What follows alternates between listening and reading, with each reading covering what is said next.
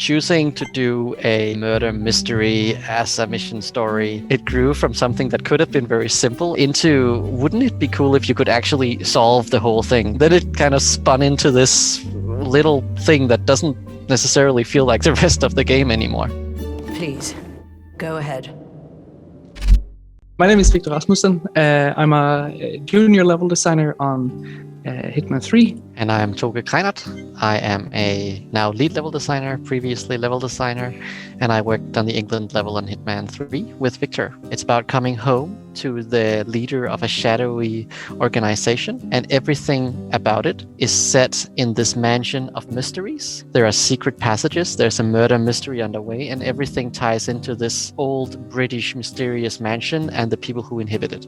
I think there are many ways that we start designing our levels. There's really a lot of disciplines coming together. In many cases, we start with the location or an event or a target or a premise like that. In this case, we started with the premise of wanting to create a place that was home to a character. We wanted to get as close to the target as possible. We found out that this British mansion was just really the way to go. A mansion is a house, and a house is home, right? It immediately communicated what it was all going to be about. And then from that point, there was already the idea of what if there was this murder mystery kind of thing going on. We didn't really know what it was, but it was always there. The direction of intimacy and being close to the target was really strong. And it really guided us a lot in what kind of experience we wanted the player to have. It's this moment where like all of Alexa Carlisle's family members gather and you see the interactions between them and see what kind of character she is. Choosing to do a murder mystery as a mission story had a few advantages. It allowed us to get very close to the target.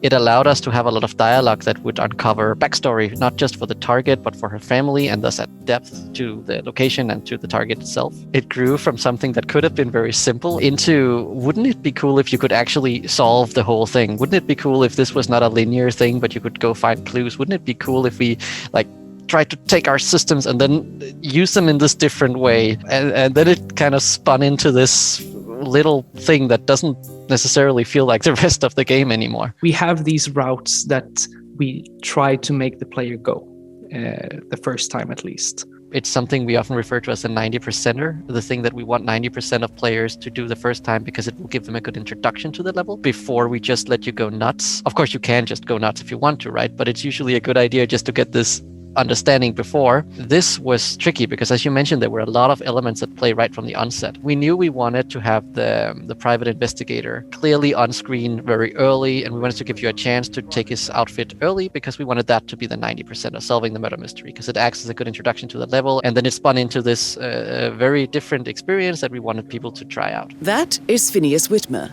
the famous private investigator hired by Madame Carlyle this morning. We also needed to have people talking about what was going on in the level, because there's a main character who has faked her own death, but then there's an open grave because she's still having the fake funeral, and then there's a dead, brother in the upstairs room, and there's a private investigator. Like, someone needs to explain this to the player and make it believable by making it clear that it's also strange to the people present. I know I oughtn't say anything, but I'm so relieved you're here. Everything's just so strange. Preparing for Madame's funeral, and then she turns up alive. But then the awful business with her brother Zachary. There was a lot of work breaking this into believable conversations grounded in the environment. And you mentioned this road and the gate, and that along that we actually built the ideal path. So the first thing you would see would be the private investigator and the guards, and that gives some exposition on who he is and why he's there. Diana kicks in if you choose to follow the mission story. You get the maid, more exposition. And then already there, we start having the path widens, but everything around that area is built to introduce you to the level. And the further you go in, the more details you get on what's going on around. We use a lot of the classic level design tricks. We try to put you in a situation where if we want you to go in a certain direction, then that's either immediately visible or it's quickly findable. That's also what we do here. It's a window where one side is open. It's exactly the dimensions that you can usually climb through. The lamp is on. All the other windows around are closed and dark. You say subtle, but I think that's debatable, really. Everything in this level is almost connected to the murder mystery, and every character in this mission is connected to the murder mystery. And we experimented with, when you walk up to the mansion, or the detective walks up to the mansion, we really wanted you to be the detective that meets Alexa. So we kind of had to design that start of the mission so that you could become him before that meeting. Mr. Whitmer, thank you for coming on such short notice. A great tragedy has fallen upon us, and I need a quick resolution. Architecturally, it was designed inside out. Everything was designed to be dense. We had this murder mystery as a central element that would dictate some characters and behaviors and what certain rooms would do. We knew we needed different family members as suspects, so they needed to be in areas that were accessible, where there wasn't too much other stuff going on, and where you could clearly see them. They needed to be ideally out in the middle of open rooms. We knew we needed some rooms that you could search. They needed to be located in a place where it would be a little hard to get to, but you would still be able to reach them without too much difficulty, and they needed to be in a place where you would expect rooms to be. That kind of dictated how the mansion ended up being structured in terms of who and what was in it. We really strive towards, like, each family member should have their own little biome. You have Edward playing piano and being very nervous about writing a speech. And then you have Emma and Gregory like bickering in the main living room. And then you have Patrick, who is this like flirty douchebag who is a bully. I just think that was great that we could get in those personalities. We knew we wanted to present the body first, because that's how you know it's a locked room murder mystery, right? You need to see the body, you need to get concrete and see, hey, here is a manifestation of the case you're trying to solve. At the same time, starting with the dead body acts as a tutorial.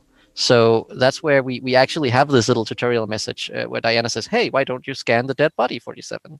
And there's even a UI element and everything. So you learn to use a camera, which is a new feature in Hitman 3, if you've forgotten from the first level. It introduces going around and interacting with things to gain intel, and that these act as clues. And it also introduces the idea that, okay, now you've found enough clues to proceed, and then what happens? And that's what's going to happen just on a larger scale once you've left that room and talked to the butler. But even before that, we have the butler walk you up to the room, and underway, we deliver a bucket load of exposition. I trust I do not need to remind you that there will be consequences if word gets out that Madame Carlyle is still alive. I'll consider her dead when I leave. Usually it's really hard to keep the player listening to one conversation for a long time when there are so many options. So this whole tour through the mansion both acts as introduction to the space and as a delivery of exposition.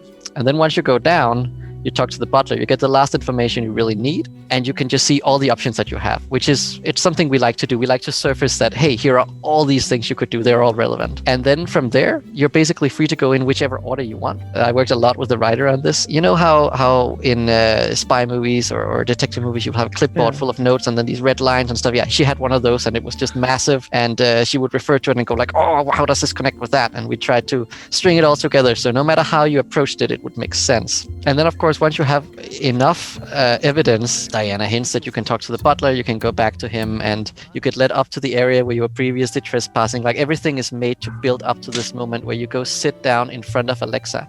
And this is something that doesn't usually happen in a Hitman level, at least not in Hitman 1 and 2, that you are actually encouraged to just sit down in front of the target and talk to them. We build a lot on this multiple outcomes and making them all like, so if you've unlocked enough clues to make them all available to you, you get the choice of which one you want. Just having the choice in there made it a little more interactive. Your niece, Emma Carlyle, murdered your brother Zachary. We used to have killing Emma for Alexa after doing the murder mystery as an optional objective. I think it was even mandatory for a short while, because if she figures out that you're an assassin and you found out that Emma is betraying the main target, well, then it made sense for her to want her dead, and she does want that in the current story. But back then, she would then ask 47 to kill her for her. I don't suppose I could convince you to deal with my daughter-in-law now you're here. This was kind of cool. I've seen some fans commenting on forums that, oh, they wish that was a thing. That seems like a missed opportunity. But the issue was that the story is very much leading up to this moment when Diana suddenly cuts out and goes missing, and there's this build up near the exit point. Mission complete. Well done, 47.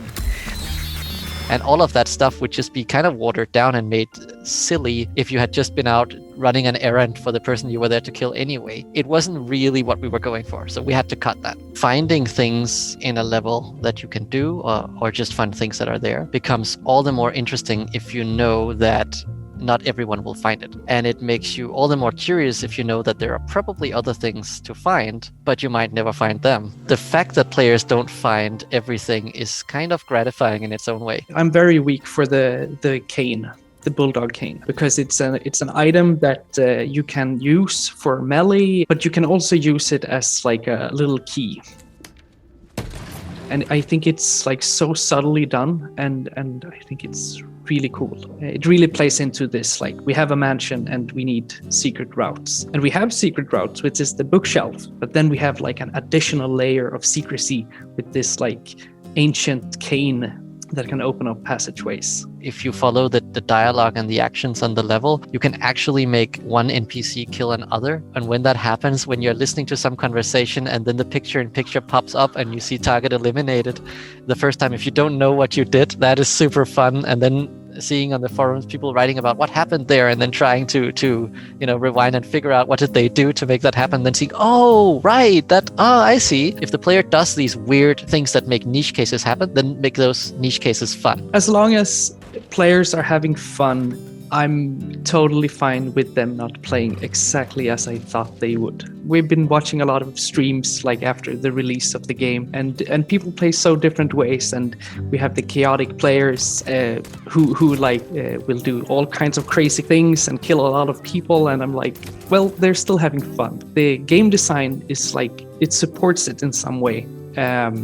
So it doesn't feel like an exploit, kind of. Even if you're just going for those very curated experiences, there is always multiple ways that are worth taking, and it's always worth replaying it to take them. And then, of course, you have this toolbox of items that you can bring into the level or fight on the level that usually do something related to luring someone somewhere or triggering something. That's where we discover players doing things that we never thought they could do. And when that happens, then there's a reason to go back, right? Because you know that, this will afford some combinations that I hadn't thought of before. So even if you've done all the things that the developer thought would be cool to do, you can probably find something that we couldn't possibly predict. I think the people who completed the fastest in the end are the people who had the most fun with it overall. I hope, at least. I think it's cool because the number of hours that went into the level before you reached the point you could complete it in a matter of seconds, that makes it all worth it, right?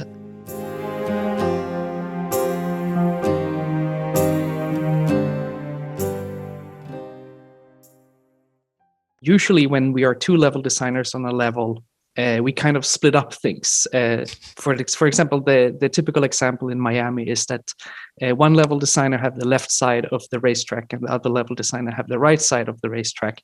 And that is very like practical. But for this level, it was like the murder mystery was so big and it kind of... Oh my God. That was my cat.